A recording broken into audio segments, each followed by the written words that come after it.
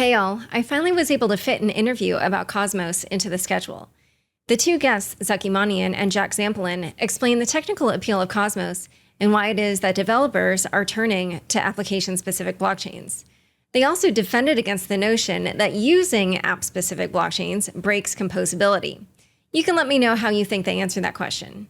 We also talked about the recent proposal to change the Cosmos Hub security model, the issuance of the Atom token, which they called currently like Dogecoin for academics, and we also discussed how MEV will be captured cross-chain.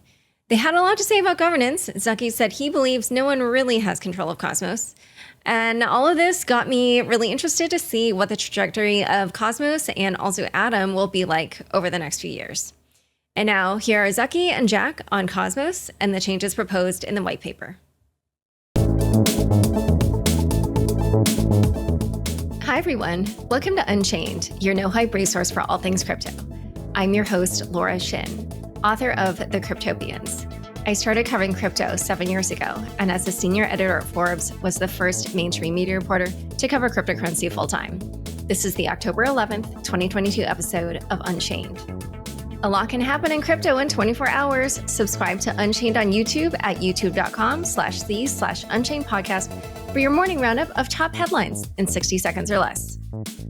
Chainalysis demystifies cryptocurrency by providing industry-leading compliance, market intelligence, and investigation support for all crypto assets for organizations like Gemini, Crypto.com, and BlockFi. Maximize your potential with the leading blockchain data platform by visiting chainalysis.com/unchained. With the Crypto.com app, you can buy, earn, and spend crypto in one place. Download and get $25 with the code LAURA, link in the description.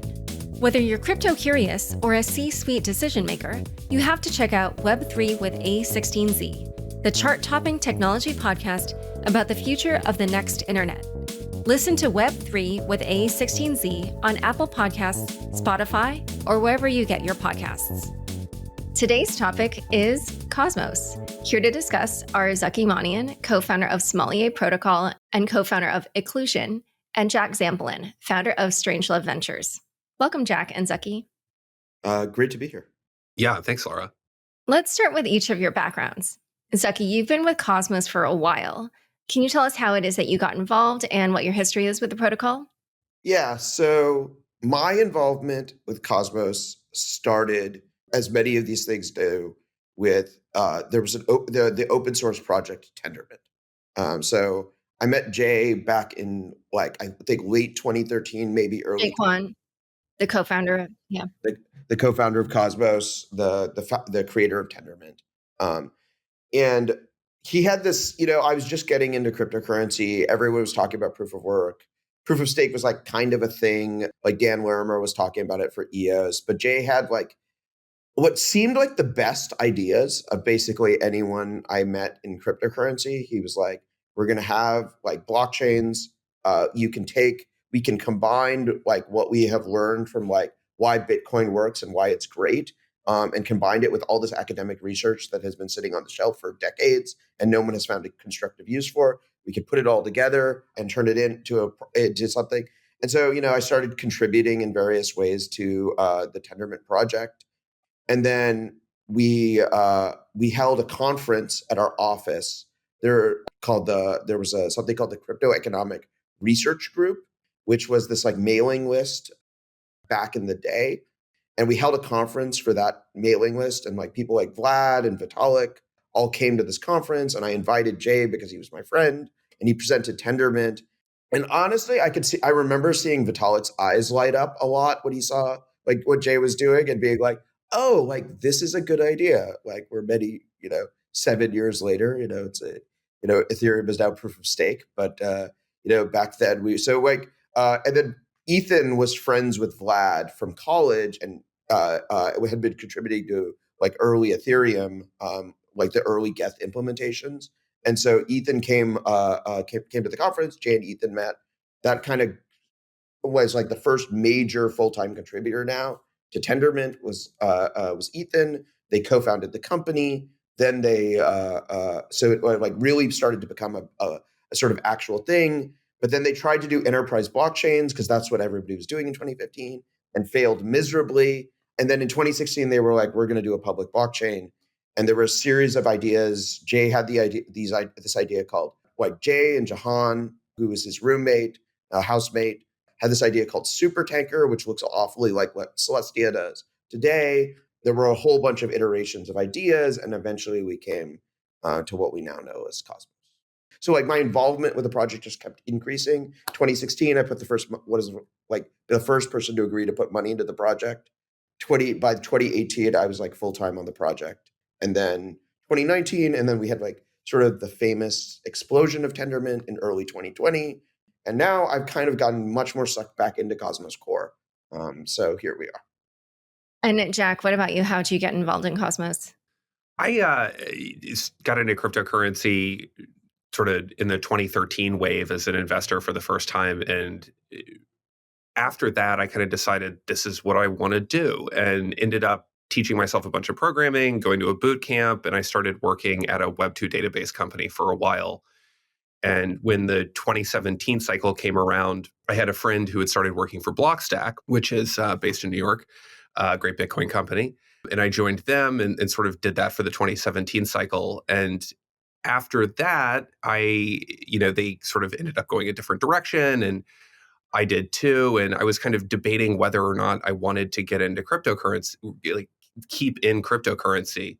And I was like looking at a couple of different things, and Tendermint was definitely one of them. I wanted to go write Go again. I wanted to work on distributed system stuff. And I had been through a couple rounds of interviews. And my next interview was with Zaki. And I got on the phone with Zaki, and he was like in and out of an Uber. And we were on the phone for like 15 minutes. And at the end, he goes, yeah, so I'd love to hire you, and we'll get you over an offer, and hung up on me.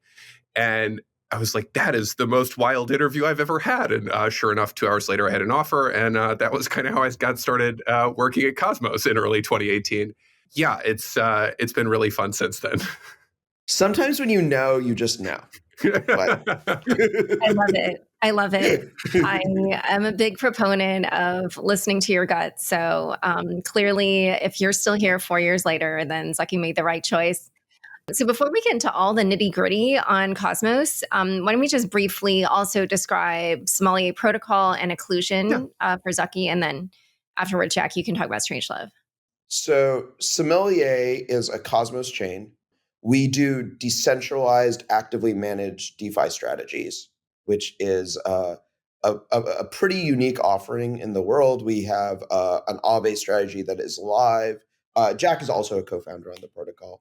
We've continued to work on various things, but it is a somewhat unique application of the Cosmos technology stack. But it is like a canonical example of an app chain. But also, we one of the other interesting things about it is all of our products are on Ethereum. So like, there's a Cosmos chain, there's like Cosmos tech inside, but the product is on Ethereum, which is an interesting model. And then Iqlusion started out as a validator. So one of the big things that like Jack and I did in 2018 was like bootstrap this whole validator ecosystem as a way of making a sort of, because it was necessary to get Tendermint and proof of stake like out into the world. And so we decided, I dog-fooded my own validator, but Iqlusion does a lot of other things. Now we still do infrastructure providing, but we do a lot of like protocol innovation and helping with other like lots of different teams. Jack, I have a very large portfolio of advising and like ecosystem building and whatnot across a huge number of protocols.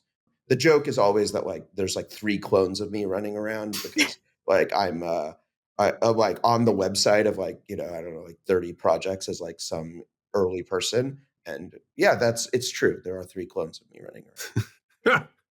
I've seen 2 of them in one room one time. Okay, so Jack, do you want to talk about Strangelove?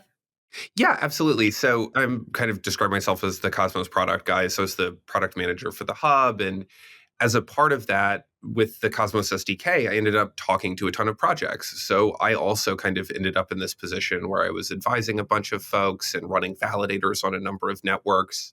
And me and my business partner, Tyler Schmidt, took a lot of that and looped it into this company called Strangelove. So what we do is primarily focused on building out the open source components of IBC, and we also contribute to some other areas of Cosmos as well.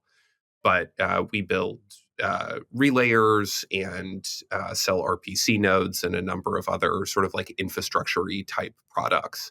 Zaki mentioned that we worked really hard to bootstrap the validator set. And that's always kind of been my expertise, is the sort of infrastructure level stuff within Cosmos. All right. So now let's get into the nitty gritty on Cosmos, but we're going to start with a super basic question just to make sure all the listeners are on the same page. Why don't you guys explain what Cosmos is and also what application specific blockchains are? Okay, I'll take the first shot at this. So Cosmos, what is Cosmos? Cosmos has been described as an idea, not a thing. So like there's this big idea, which is blockchains are a kind of new kind of computer, a community computer, a computer that can be quite controlled and owned by multiple people. It's like an extension of like, first we had the mainframe computing revolution, then the personal computing revolution, and now we have the community computing revolution. And this is what we've been trying to, like, this is sort of where Cosmos is. And if you're going to have community computers, they should be able to network together. So that's like the galaxy brain version of the idea. The little bit more nitty gritty is Cosmos is a toolkit for building like an L1 blockchain. So like many blockchains that people know about, until it blew up, the most famous one was the Terra Luna blockchain, the Cosmos Hub, Osmosis, Axelar, many, many other blockchains that I'm sure listeners are familiar with are built with a set of tools. The tools are the Tendermint consensus engine, the Cosmos SDK. And then if you build with those two things, you can bridge or connect or interoperate with any other blockchain in this ecosystem using a protocol called IBC. And so has been a set of tools. Now, why did we build these tools? At the time of 2016, we saw smart contracts were starting to take off on Ethereum. But we had this like deep belief that like in the long run, the most successful blockchain applications would not be smart contracts. They would be like blockchains themselves. That like the most important, the biggest, most successful, most important blockchain applications would end up being their own blockchains. And that was like a sort of somewhat inevitable progression. And so what we needed to build was tools for people who may or may not have been building smart contracts at the time, when they were ready and they kind of knew what they wanted from their application, to build that application-specific blockchain. So on most other blockchains, a DEX is a smart contract. In Cosmos, a DEX is a blockchain where the logic of decentralized exchange is built into the core blockchain protocol. Lending protocols, et cetera. We have application-specific blockchains for all of these things. And maybe this would be a question for Jack, but when an entrepreneur is kind of trying to figure out how it is that they want to build whatever decentralized thing that they want to build, what are you seeing in terms of kind of their thought process around choosing to, yes, build something more akin to a smart contract on a layer one like Ethereum versus making an app-specific blockchain on Cosmos? Kind of who goes with the first and who goes with the latter? One of the sort of classes of blockchain that Cosmos has done a great job of capturing is all of the exchange chains. So OKX chain, Crypto.com, Binance chain is built on an early version of the Cosmos SDK. So those users kind of want sovereignty and they want sort of control over the platform. If you look back to Web 2 and think about things like Farmville and a lot of these other Facebook games that got sort of rugged by platform changes, the same thing can happen in blockchains too, whether it's an upgrade to the underlying Ethereum network that changes the way you're making money, or, there's a huge NFT mint that spikes fees and suddenly your app is unusable for long periods of time. That's a risk that a lot of application developers don't want to take.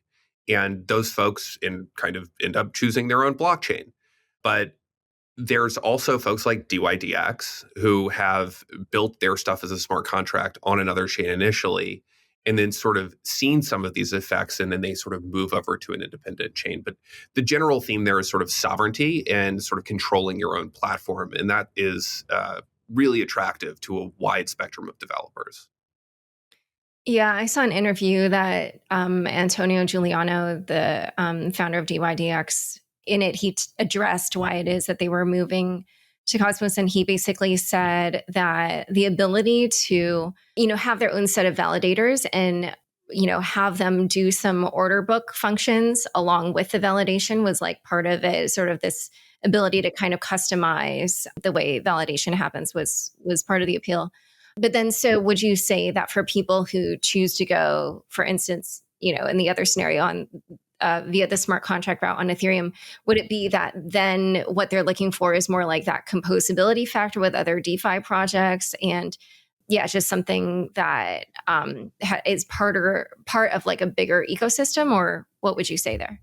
I think, it's kind of a quick to launch thing too. It's very easy to write a smart contract, throw it up, generate an easy front end off of it, and start selling product to users. And a lot of startups and apps want to do that. If you look back at sort of traditional computing, you've got serverless platforms and infrastructure as a service, stuff like GCP and AWS, and then people can kind of run their own data center. And that's kind of like a continuum. If you think about blockchains, there's smart contracts, there's run your own validator set, and there's kind of a bunch of stuff in between, like Celestia and shared security on the hub. Yeah, it's just kind of different entrepreneurs, different startups have different requirements, and they sort of fall somewhere on that spectrum. And so for people that say that app chains are not very composable, what would your response be to that? Try osmosis. Go for it, Zaki. The sort of more concrete answer is, I kind of view that there's a trade-offs. So when you started out, there were like the first few people to try to build Cosmos chains, and this is before IBC. People tried to build them, and they really struggled with network effects. Like they struggled to get listed on exchanges, how to onboard users. They needed to get users had to get new wallets. Like it was a whole nightmare for users. And so like if you launched on an Ethereum or a Solana, like you kind of got all those network effects for free, and you launched on Cosmos, you did. And what we have seen over the like sort of intervening time frame is the differentiation between like the network effects you have access to by launching on top of Cosmos and the network effects you have access to by launching on top of an established smart contract platform getting smaller and smaller. And then composability is one of those network effects. Can your system financially be composed with other systems? And one of the whole points of, or like one of the views of Cosmos is that like the internet was built out of asynchronous composability. Like most financial systems operate on asynchronous composability. There's no reason why we cannot build a global financial system out of asynchronous composability. And so what you are starting to see is just like more and more interesting ways of composing things using IBC, where like transferring tokens from one blockchain to another was the email was to the internet, the transferring tokens is to like inter-blockchain stuff. And like we're starting to see much more sophisticated ways of composing blockchains starting to happen. And like Sommelier is a great example of that. The Sommelier chain controls and runs a set of smart contracts over on Ethereum and is able to send Ethereum transactions directly from the validator set of the Sommelier chain. That's a great example of asynchronous composability in production today. The toolkit that IBC enables is just a lot more expressive. And in terms of the primitives for building that kind of asynchronous composability, offers much, much more than pretty much all other bridges out there. So, what we're in the middle of seeing right now is the development of a bunch of new IBC protocols, interchain accounts, interchain queries, the ability to read and write to other blockchains that can then be used in sort of cool and unexpected ways. And we're starting to see the first set of those applications now. Yeah, I would say that in general, it feels like Cosmos is at an inflection point. Obviously, it's been generating a lot of good buzz, a lot of activity. Surprisingly, or maybe not surprisingly, it hasn't suffered too much from the collapse of Terra, even though, as Zaki mentioned, it was a Cosmos chain. And at the recent Cosmoverse conference, you did reveal a revamped white paper. So what was the impetus for that? What problems did Cosmos have that the community was trying to address? So we have this thing we call the Cosmos Hub white paper. So the framing for this was, in 2016, we wrote a white paper Ethan and Jay wrote a white paper about this vision of the Cosmos network. And in that white paper, almost nothing is mentioned about the Atom token, the Cosmos hub, any of these things. Like it was like we envisioned this network, we envisioned this use case, we envisioned proof of stake. And so we're going to like yeet into the world a prototype of all of these ideas that runs on a token called a thing called the Cosmos hub. And that is going to be the product. And and for the people who participate in the community, that was going to be like the coordination point and the shelling point. And we finished that white paper in 2021. Like it was complete. It's done. Like everything that was in the white paper exists in the world. We completed the work. And so one of the things though so as the network has grown and expanded, we have about 50 IBC connected blockchains now in the network. The Atom token and the Cosmos hub has seemed directionless. There has not been a clear vision of what it was. We've started to conceive of features that should be added to the Cosmos hub. So like there's this new concept called Interchain security, which actually uses IBC to like expand the number of blockchains that a single proof of stake token can secure. It's sort of this form of shared security that we are building for the Cosmos hub, but there's still no vision for the Atom token. And this lack of vision, I feel like, is really holding back our ecosystem. Atom is a widely available, widely listed token, but like Tarun's joke about Atom is it's Dogecoin for academics, and I think that there is some truth to this in its current form.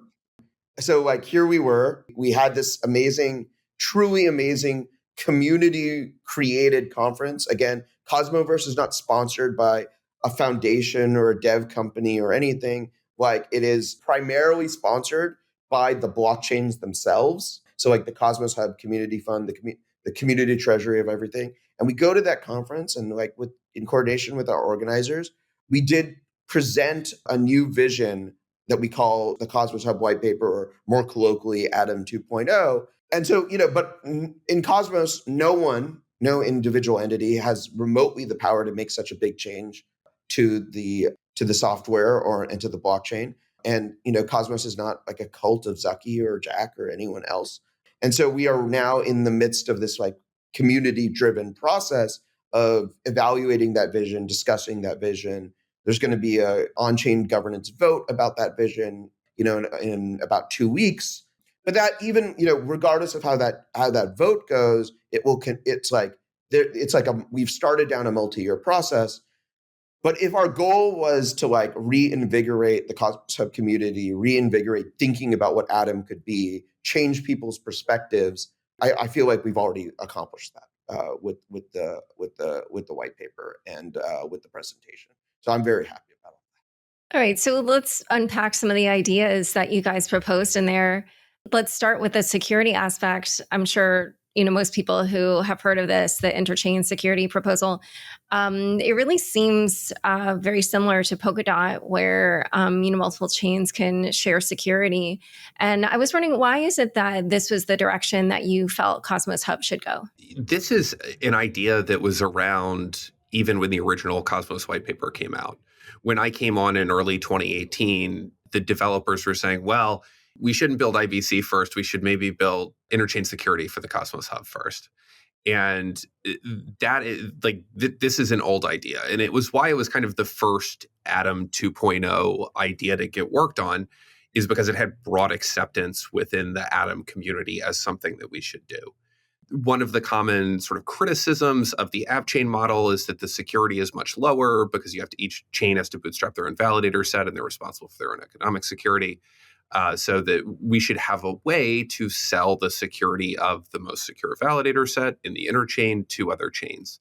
And when we were talking earlier about that sort of like spectrum of sovereignty, this falls somewhere in the middle. And that's a really active market right now. And there's a lot of like compelling offerings. And I think that what we built with Interchain Security V1 is definitely one of the most compelling offerings out there. And I was curious, we talked about how with Ethereum, there are different smart contracts competing for block space. And so if this model goes through and you have different blockchains that are relying on Atom and the Cosmos Hub for security, would that ever cause some sort of congestion on the network that would increase fees or, kind of enable activity on one chain to affect another? So the short answer is no. What are the big concerns in like this sort of blockchain innovation thing? One is your blockchain halting. There's a lot of, Solana gets a lot of criticism, because of these downtimes that they periodically have. One of the things that like we are very proud of and like could not have been anticipated when we started is that the Cosmos Hub has actually never had an unplanned halt since we launched in 2019. And I remember talking to our PR people when we launched and being like, they're like, what is the chances the blockchain's going to halt? And I'm like, about 50%. And they're like, that's not great. And here we are, it's 3 years later, the blockchain has never halted. And but like, we kind of wanted to find a way of extending the functionality of the Atom ecosystem without creating the competitive pressure that many blockchains face where they're like, we have to keep adding features that constantly increases risk. The whole vision of Cosmos is fault isolation. So what we did is we create like each one of these of the interchain secured chains are in most ways an independent blockchain, which means that activity on them does not affect activity on any other chain. And we can take more risk on interchain secured chains, but we can also isolate risk. We've been, one of the things that was announced simultaneously at Converge and Cosmoverse is that USDC is coming to Cosmos as a consumer chain, which is what we call these interchain secured chains. And a big part of that appeal to Circle and to Center was, hey, we can provide an environment, a generalized asset issuance chain that has a very low attack surface area, and is probably not going to need to be touched or upgraded or changed in any big way on a regular basis. And so the rest of the interchain security ecosystem can constantly evolve. We can build all these new things, the scheduler, the allocator, we can take a lot more risk. And they'll know that their USDC chain is just trucking along, secured by the economic value of Atom and doing what it needs to do without really having, with a lot of isolation from the rest of the ecosystem. Okay, so essentially block space on each of the chains does not affect block space on any of the others. They're just sharing the security. Would any activity on one chain affect fees on another? No. Oh, okay. The only way they would affect it is the fees from the consumer chains go to the staked Atom holders as a way to sort of pay for that security. A big theme of Atom 2.0, just to holistically look at this, is a lot of blockchains when they build their staking token are like, where is the sustainability of the staking token going to come from? And they're like, fees are where the sustainability of the staking token are going to come from. And Cosmos has always basically been like, if fees are high, your blockchain has failed, right? Fees are fees should never be a meaningful source of revenue. Your blockchain has failed if fees are they're there to prevent spam. They're not there to generate revenue. And so a big part of what we've tried to do with Atom 2.0, and as we get into the other parts of it, the whole point has been to design a system that is no, you want to provide the most valuable service to users, which is it should the incremental cost should be as low as possible to just keep the systems, from being overwhelmed by spam and bots and transactions that have low economic value. But you want to capture as much economically valuable transaction activity within your blockchain ecosystem as possible. So fees should be as low as possible. But then how do we make the thing sustainable? And this is what the puzzle that Atom 2.0 has been trying to solve. Okay, and out of curiosity, if this proposal gets adopted, what percentage of blockchains do you expect that Cosmos Hub will end up securing? It doesn't matter what the percentage is. It matters what the economic value is. I'm sorry, it matters what the economic what is? What the economic value of. So a big part of the Cosmos Hub thesis is that the Cosmos Hub value accrual thesis is that if you look at a value flow in Cosmos, someone raises money for a new blockchain or a new entity. Someone goes and wants to buy something on Osmosis or another DEX. Somebody wants to open a position on DYDX. The whole point of Atom 2.0's sort of success model is if we can make the Atom zone, the chain secured by Atom, a part of as many of those sort of value flows as possible, there's a lot of opportunity for value to then accrue to Atom. And that's sort of our goal. We're not trying to exclude any of the innovation around sovereign zones at all, or impede them or compete with them. What we're trying to do is provide a set of essential building blocks that make sure that Atom is relevant to like the most important and like largest value flows in Cosmos. And this kind of gets to the underlying design philosophy of Cosmos. We built a suite of open source tools that are free for anyone to use that enable you to launch your own blockchain and allow it to communicate with a bunch of other blockchains. Every other blockchain ecosystem has tried to build in multiple value capture points in each one of those things. And our strategy has been basically open source that and then try to monetize on top of this. This is kind of a classic open source strategy. It's been tried in a number of sort of traditional fields. The one that always comes to mind for me is Kubernetes with Google, where they sort of like won the container wars by building the best one and making it free. And then they tried to build monetization on top of that with their cloud platform. And that's kind of what we're doing with Atom 2.0. We built all these free to use open source rails. There's all this activity that's being generated, but none of it is accruing to the Cosmos Hub. So how do we capture value in that world? All right, so in a moment, we're going to talk a little bit more about what will happen to those funds. But first, a quick word from the sponsors who make this show possible. Join over 10 million people using Crypto.com, the easiest place to buy, earn, and spend over 150 cryptocurrencies. Spend your crypto anywhere using the Crypto.com Visa card. Get up to 8% cash back instantly, plus 100% rebates for your Netflix, Spotify, and Amazon Prime subscriptions. Download the Crypto.com app now and get $25 with the code LAURA. Link in the description. Eager to make more informed decisions around crypto using data you can trust? Chainalysis is here to help.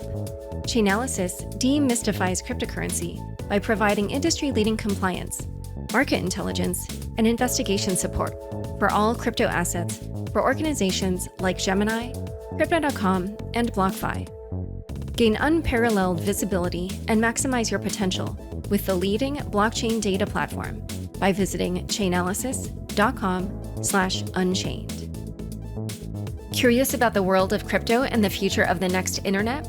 Then check out Web3 with A16Z, the chart-topping technology podcast from the minds at Andreessen Horowitz, the go-to destination for discussions on tech as it changes our world.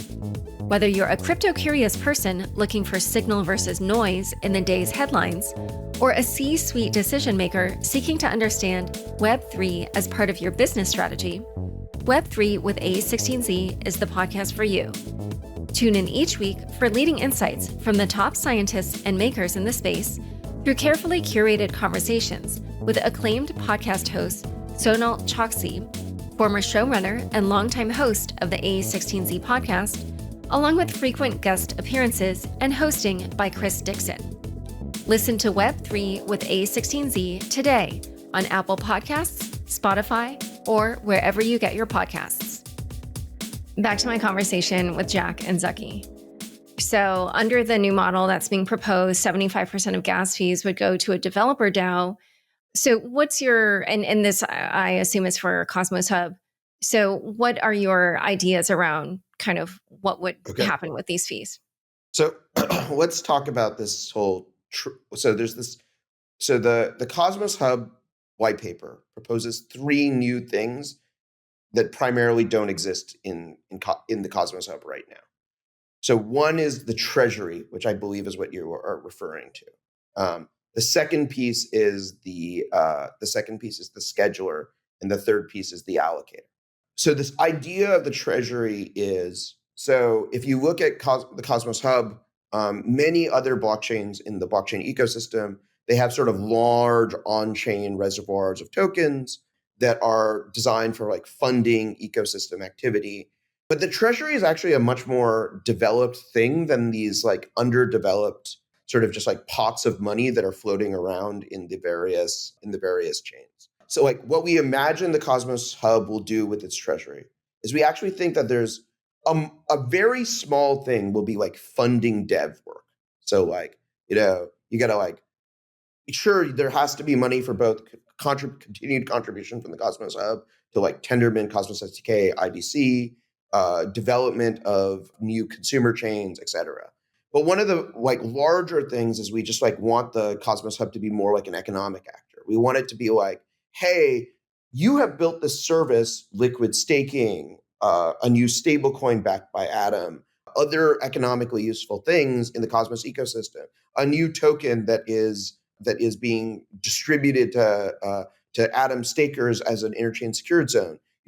As people build these things, go out collectively as the Cosmos Hub and go out there and make investments, own LP shares, own assets, bootstrap liquidity, do these things that only centralized things do now in the blockchain ecosystem. Do it as a decentralized entity. So that's a big part of the treasury vision.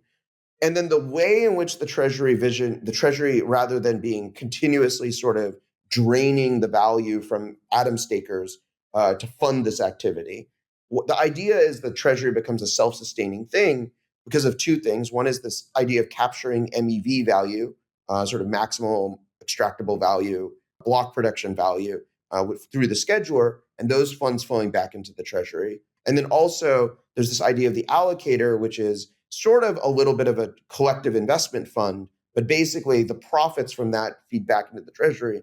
And so we go through this phase of this transitionary phase over the next 3 years, as described in the white paper. And then what we've done is we've bootstrapped the treasury. And at that point, the treasury is supposed to sort of be generating ongoing self-sustaining value for the Atom community. And just one note on the sort of like investing in other chains.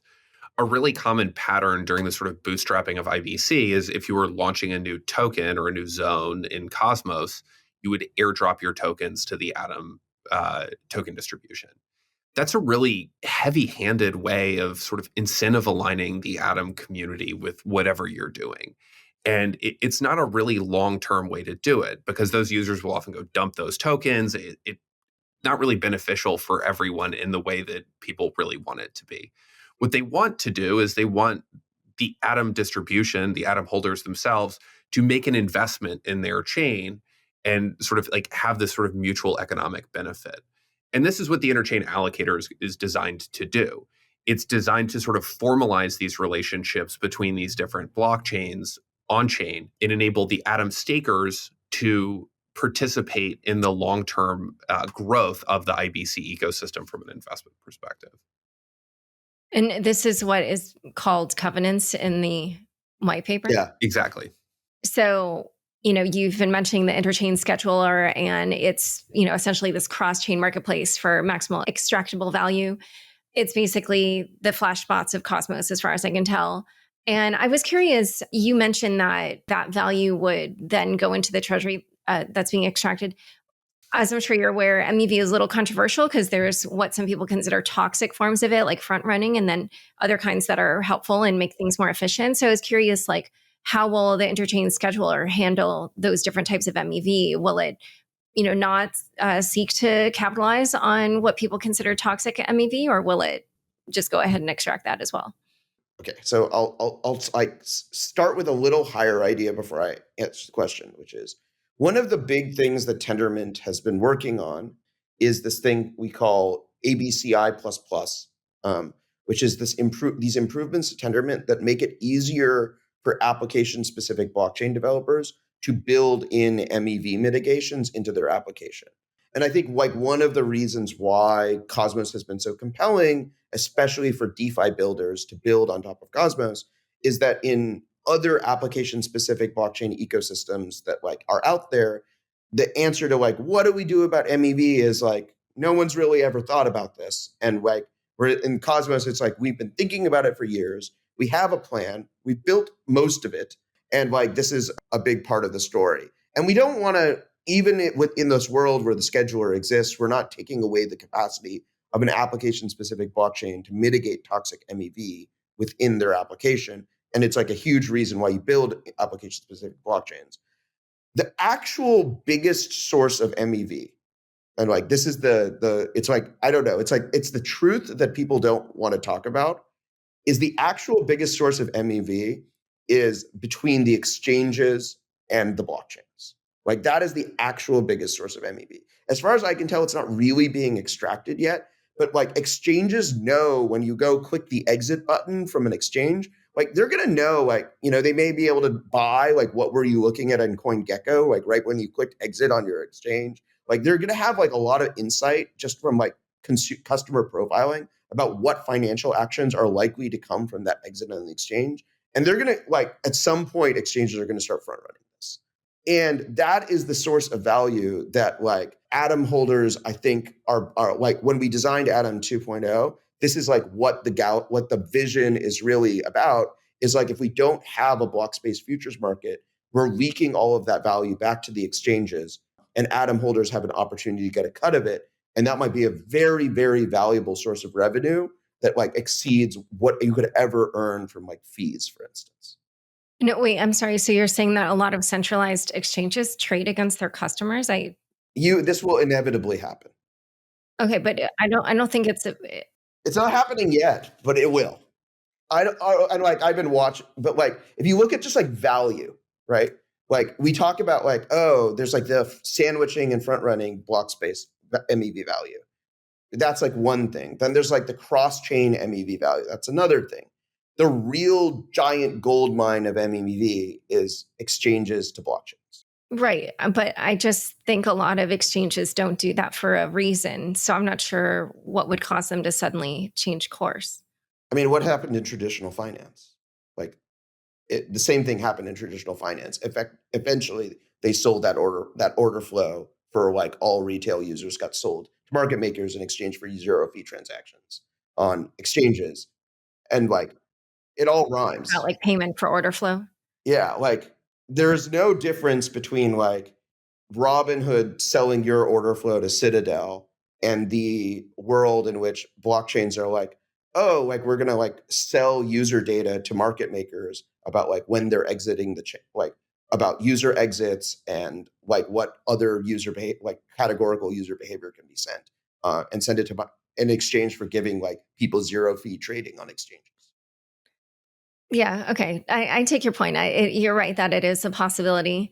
One other thing I wanted to ask about this was, Flashbots is having this auction. It's on Ethereum, where, as we discussed, it's a very different model. And I was curious how efficient you thought a block space auction could be across app chains, as it would need to be on Cosmos. So the block space futures market, like basically what this is an auction for block space across many different chains that are all connected to the Cosmos hub. And that auction happens via IBC. This kind of fundamentally gets down to the latency in IBC, and it requires one message on the sending chain and then another message on the sending chain, on the receiving chain. So it's sort of the sum of the block times of the different chains. Right now, the Cosmos hub has like 6-second blocks. Evmos is running with 2-second blocks, and there's kind of nothing really preventing all the Cosmos chains from doing that. Say Network has done a lot of research into latency within Tendermint, and their sort of beta net is running with, I think, 250 millisecond or 600 millisecond blocks. So definitely sub-second blocks. But if you've got, let's say, 1 second blocks, then your sort of IBC transaction time is 2 seconds. That's sort of a very long time when we look at things like traditional ad markets with these huge sort of multivariate auctions that happen. We can absolutely provide good latency for this. And one of the other use cases for this sort of cross-chain MEV, which is definitely what the scheduler is designed to capture, is the Cosmos Hub will be selling block space on many, many different app chains simultaneously. And if you want something to happen over here at the same time it happens over there, this is going to be pretty much the only way to negotiate that with any sort of guarantees. And there's a lot of opportunity in that space as well. All right. So now let's dive a little bit more into the crypto economics of Atom 2.0. Why don't you just describe what it is that was proposed here in terms of the changes to issuance and et cetera? Okay. So first statement about issuance is there's a proposal about changes to issuance. Whether or not this proposal is going to be the proposal that's actually implemented is the community process. And I'm not really just like saying this. I mean, like every blockchain founder is like, it's not me, it's the community. Like literally, no one has this power to like actually change anything like this. And like it's going to be like a public political process that's been playing out on Twitter and the Cosmos Forum. There's probably never been so many posts on the Cosmos Forum as there ever been. Like this is again like a community process. But the current dynamics of Atom are this like exponential infinite inflation, which is basically transferring values from non-stakers to stakers. So people who have Atoms out in DeFi, using Atoms in the IBC economy, are constantly transferring value back to the staking Atom holders. At this point, like the issuance rate for Atoms is 9% approximately, and it's dynamic based on how many people are staking in this model. And then but this is about a 20% yield, so you're like 2xing essentially how much value is like almost 2xing how much value is flowing from non-stakers to stakers. And basically what we propose in the Cosmos Hub white paper is that this is an unsustainable model. It's harmful to the ecosystem because it makes Atoms a bad asset to use in IBC DeFi because of this like continuous value extraction from people who are out there using it. And we want to like profoundly change this model. And so basically the idea is first we create a bunch of new Atoms that go into the treasury. There's a whole, we can get into it, but like we create a bunch of new Atoms, they flow into the treasury. They don't go to any users. They're essentially collectively owned by the Cosmos Hub mechanism. No one, the ICF, Jack and Zaki, no one's in control of these Atoms. It's still the property of the Cosmos Hub. But then after 3 years, we very rapidly decrease the amount of inflation, and we end up with an issuance rate that is about 1%, and is steady state, not exponential, not adaptive. And we basically say, the mature stable state. So now Atom goes from this asset with a very unpredictable future supply that is going to something that it becomes very predictable, very regular. And the big idea of this like massive mint into the treasury is we actually think that like the best possible mean from Atom is how credible that like total number of atoms that are out there in the universe is. And if we sort of overshoot by maybe like 2 or 3x, like what we actually think it will take to set up the economic flywheel, we end up with a lot of credibility to the market that like there won't actually ever need to be another big issuance like this ever again. Okay. So essentially, like right now, it's sort of this focus on, it's sort of almost in a way like a venture model where you're just giving it some capital in the beginning to help it grow to a certain point. And then once you reach that threshold, then you reach the steady state that you mentioned. Is that the idea? Yeah. Okay.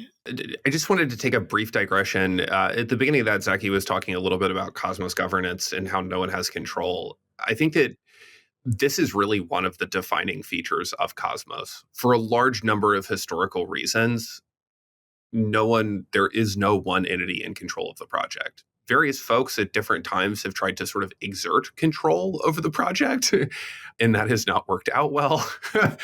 And if you go look on MintScan and like look at the recent governance proposals on the major chains, we're seeing around 50 to 60,000 individuals voting and around 60 to 80% of stake voting on each of these governance proposals.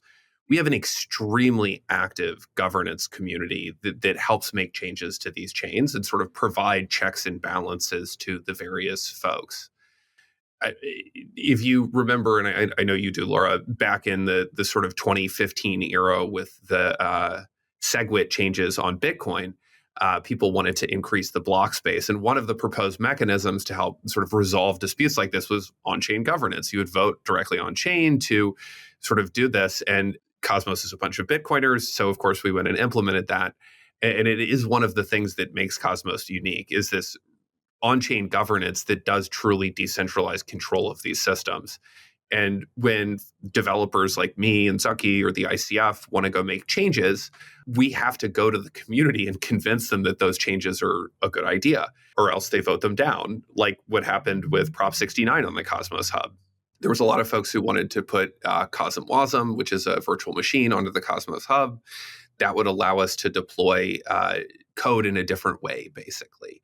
But a lot of people opposed that, and that got voted down, and we don't have Cosm Wasm on the hub. So I think that is, and you can go and look many governance proposals. I think you did some reporting on the Juno whale issue, and that is one of the things that sort of makes Cosmos unique. And out of curiosity, I'm assuming that those coins will not be used in any governance voting, right? Correct. Okay. That would be insane. Yeah. Basically. So then I wanted to ask also about liquid staking, which you guys will be introducing. Talk a little bit about what benefits you expect that will bring to Cosmos, what problems it solves. So like myself and the Iqlusion team, so like me, Christy, Tony, and Shella have been working on this project, which is change the Cosmos default staking module. So again, like the Cosmos SDK comes with an implementation of proof of stake. One of the things that we've long believed is that you cannot stop liquid staking. Liquid staking is just part of staking. You could fight it or you could embrace it, but you cannot stop it. And so we've seen like a number of liquid staking projects emerge in the Cosmos ecosystem, and the Stride, Quicksilver, Lido is coming to the Cosmos ecosystem. There are Persistence, many more. And so we have this very robust marketplace of different liquid staking providers. But one of the things that's really annoying about them all is that you have to wait 21 days to move your atoms from like the old legacy staking to the new liquid staking system. And this change that we are putting into the Cosmos staking module that the Iqlusion team has built is basically gets rid of that 21 days specifically for this use case, that allows you to like move to liquid staking without having to wait this 21 days. And so we think that will accelerate the adoption of liquid staking across the ecosystem. And our dream is kind of move to this world of 100% atoms staked. Essentially that like these liquid staked atoms become like the currency of account in the atom economy, that like essentially all atoms are staked. And like that is the prime, and like so we view it as like taking a few years for doing this, and this is really why this vision allows us to get to the point where like to make that like very low new issuance that we're trying to go to sustainable, because the issuance needed to be adaptive in the past, because your atoms could be either on securing the Cosmos Hub or in an osmosis liquidity pool. They could either be like securing the Cosmos Hub or like collateralizing a stable coin. Liquid staking allows you to do both. And then by actually gradually reducing the issuance, we're actually basically incentivizing a world in which the most atom holders, in order to earn yield, actually have to go out into the economy and actually use all the stuff. Yeah. And then ultimately the value of atom would rise because there would be so much more stake. The theory is that you take this thing that is like the Dogecoin for academics, and you turn it into like a valuable thing that is doing something really special in the ever-growing Cosmos ecosystem. Okay, let's also now talk about USDC coming to Cosmos. You alluded to this earlier, which I didn't fully understand, because I was going to ask you that I thought that USDC probably had to pick a chain to launch on, and I was wondering what chain that would be.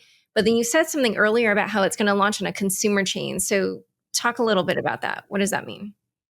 Yeah, so there's going to be a specialized consumer chain that focuses on asset issuance, and USDC will issue directly on that chain.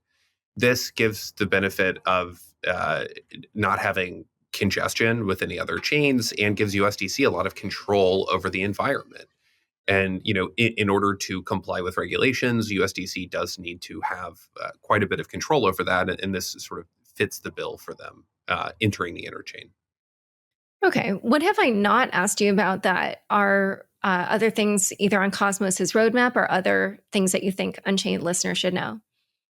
I would like to sort of just like return to the theme of why Cosmos, why now? Is I think probably the overarching theme. Like, why are you doing an episode about Cosmos right now? And it's, when we scheduled this, you didn't know anything about Atom 2.0. We did a little bit of showmanship for once. And we are actually had a surprise announcement. And so that's definitely not why we're here. We're here because it's after a lot of time of building, the market has sort of come around to a lot of the ideas that we have been on since 2016. You need a very complete set of services in order to build great products in blockchain. You need a very discrete set of capabilities. And right now, as developers have kind of looking at the aftermath of, the last bull run and saying, how do we start building for the next one? A lot of them are saying, hey, we finally see why you need a Cosmos, why this set of tools are actually the most complete ecosystem for building the next generation set of apps. And, just to sort of tag on to that and to return to a theme that we talked a little bit about earlier, asynchronous composability. Composability is key in all sorts of applications. And the biggest knock against this multi-chain world for a long time is that composability goes away. It doesn't. It just changes, and it changes into a new programming model. And I think that this is where IBC is just incredibly key in this huge technological innovation that the Cosmos ecosystem is responsible for. It allows chains with different consensuses, even sort of centralized databases, to all share a messaging protocol and to build the primitives for composability between different kinds of applications. And that is, all the stuff that Zaki is talking about with the sort of app chain vision is true, but I think that the sort of unsung hero of that and the least understood part of it is IBC and what that enables. And I think that that's going to be a huge part of the next couple of years. All right. Yeah, I'm looking forward to see where this story goes. It's kind of interesting because I think the very first time I had Cosmos on Unchained was, I guess it must have been very early 2017, like February or something. Wow. I mean, I had Osmosis on recently, which also addressed Cosmos, but it's just interesting to sort of see the trajectory of Cosmos over this time. All right, to wrap up the show, we're introducing a new feature on Unchained, which is to ask each guest for a single book recommendation. So what one book would you recommend to Unchained listeners? Okay, the book that popped into my head was one of my favorite books about finance, which is Fisher Black and the Revolutionary Idea of Finance. It's like a 20-year-old book, but I love it. Huh. Okay. And who's the author? I'd have to look it up. Okay. Fisher Black and the something revolutionary of finance? Revolutionary Idea of Finance. Revolutionary Idea of Finance. Okay, cool. Jack? God, a bunch of things jump to mind. But one of the books that I always recommend when people are getting into blockchains is Debt, The First 5,000 Years by David Graeber. Probably not the most unique response, but definitely a book that I love and keep recommending. Okay, great. Yeah, it's on my list. I think I started it and then didn't finish. So I will try to get to that. All right. Well, where can people learn more about each of you and your work? The best place is to follow me on Twitter, twitter.com/ZMANIAN. Also on Twitter for me, I'm at Jack Zampolin, all one word on Twitter. Perfect. All right. Well, it's been a pleasure having you both on Unchained. Laura, thank you so much.